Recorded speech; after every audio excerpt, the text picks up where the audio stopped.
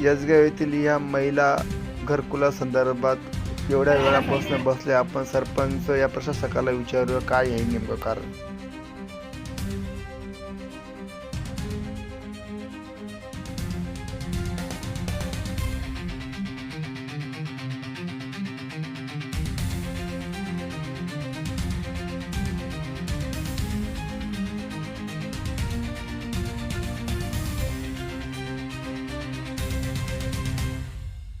मोठे माझं नाव नितीन मेहरखाम, ग्रामपंचायत अधिकारी यसगाव बुद्रुक. आता सध्या मी 1-2 महिन्यापूर्वीच इथं नवीन ॲडिशनल चार्ज घेतलेला आहे. माझ्याकडे मुख्यालय गिराणी आहे. तर पुढची जी माहिती असेल ते आपली. माझं नाव बाबाजी नानाजी पवार, प्रशासक समितीचा सदस्य आहे ग्रामपंचायत यसगाव.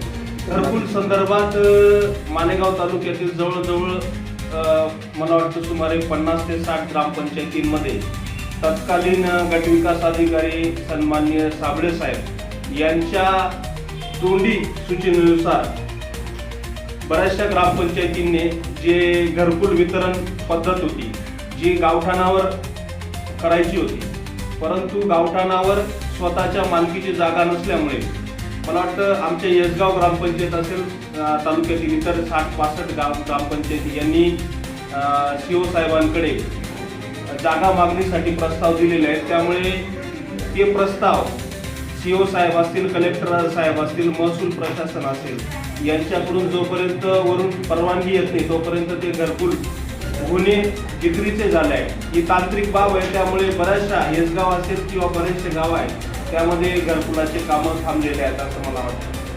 सध्या विकासाच्या बाबतीत बोलायचं झालं तर फेब्रुवारी 2026 यामध्ये ग्रामपंचायतीच्या संबंध महाराष्ट्रावर जवळजवळ 14,000 ग्रामपंचायतींच्या मुदती संपलेल्या आहेत.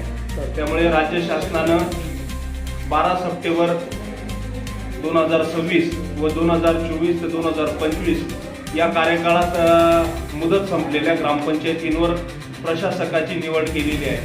आणि मला वाटतं की संबंध महाराष्ट्रभर प्रशासकांच्या कार्यकाळ